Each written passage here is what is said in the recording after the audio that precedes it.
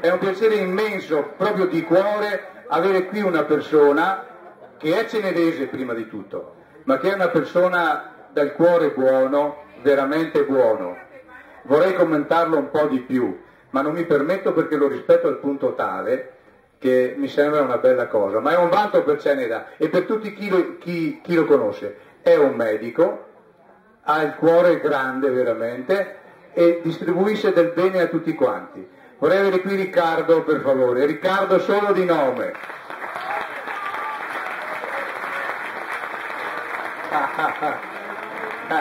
Cenedese prima di tutto, una squisita persona che non andiamo in profondità perché tutti non sanno quello che lui fa, ma è un medico senza frontiere. Dai un bel applauso ancora, per favore. Grazie signori, grazie, molto gentili, grazie. Riccardo vuol dire due parole per questa sera, ma anche insegnare cosa significa vivere con le nostre cose, le cose della nonna, col formaggio buono, con tutte queste cose. A te la parola, Riccardo.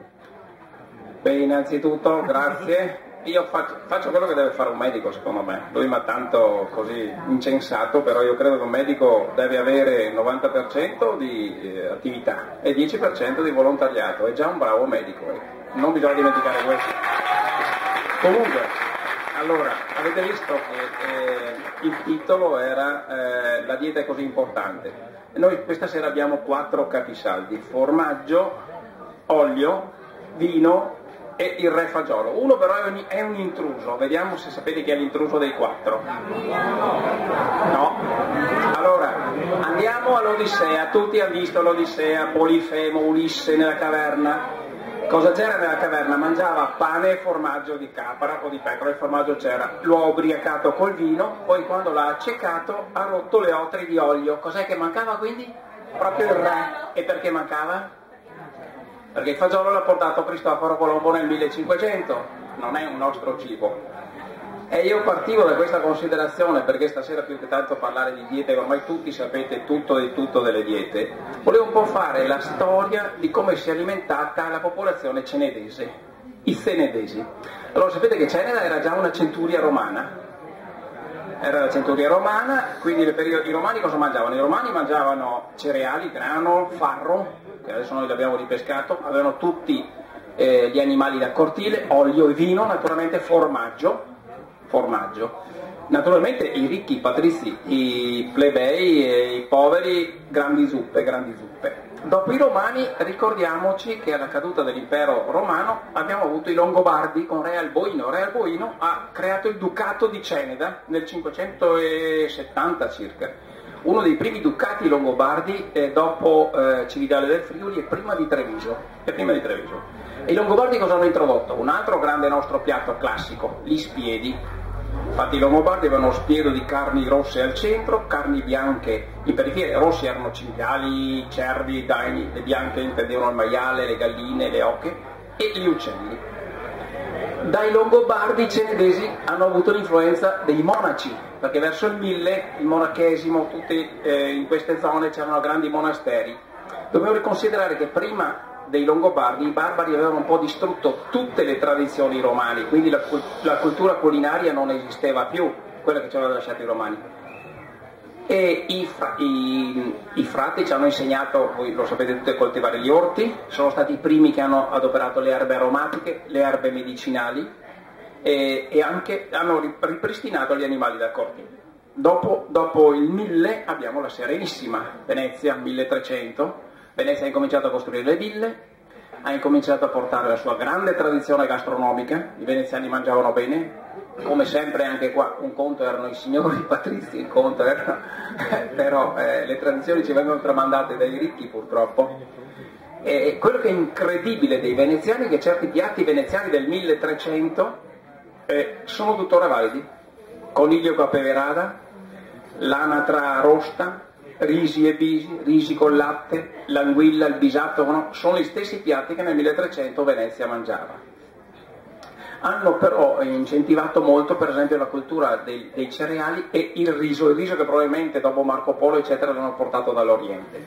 E poi arriva il 1500, con il 1500 si introducono tutti i nuovi alimenti. Cristoforo Colombo ha portato per primo il mais, importantissimo perché è quello che poi ha risolto le carestie dell'Europa.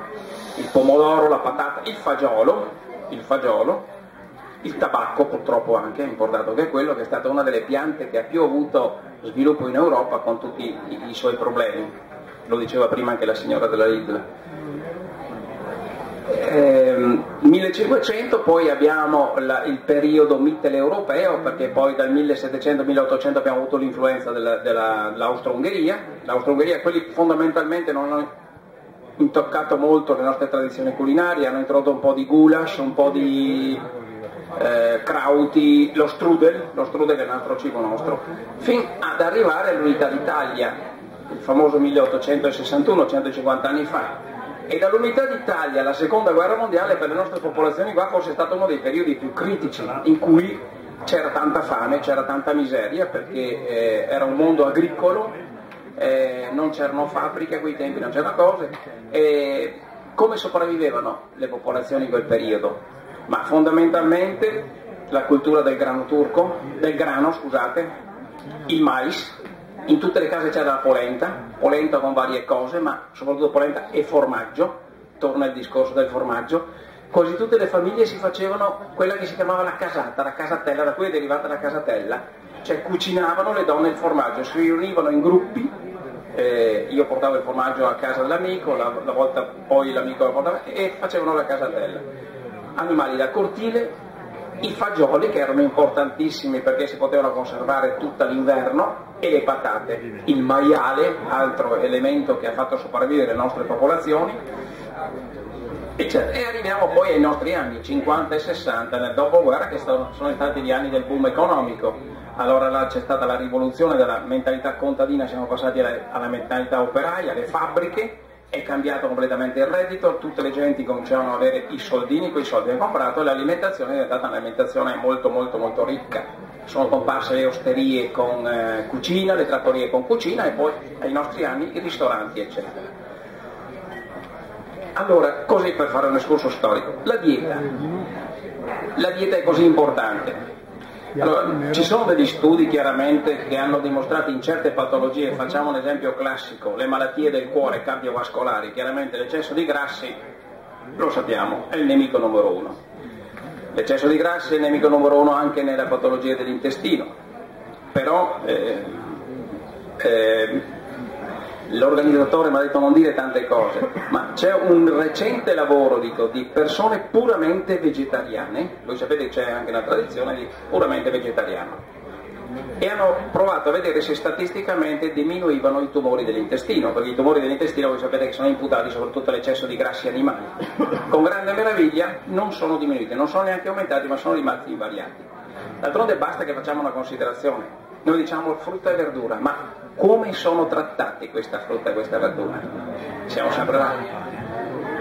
La carne fa male, il formaggio per il colesterolo dicono fa male, però io dico, cosa dovremmo fare oggi? Inutile che parliamo di diete e diete, facciamo la dieta del buon senso. Qual è la dieta del buon senso? Quella di mangiare un po' di tutto, cercare dei cibi possibilmente, e entro quello che noi possiamo sapere, che non siano molto contaminati, quindi incominciamo a leggere le etichette e mangiamo di tutto, perché ammettiamo che il cibo X sia contaminato e l'Y sia contaminato, ma noi mangiando di tutto diluiamo queste contaminazioni e quindi diminuiamo la possibilità di induzione di forme o di malattie tumorali o di malattie cardiovascolari.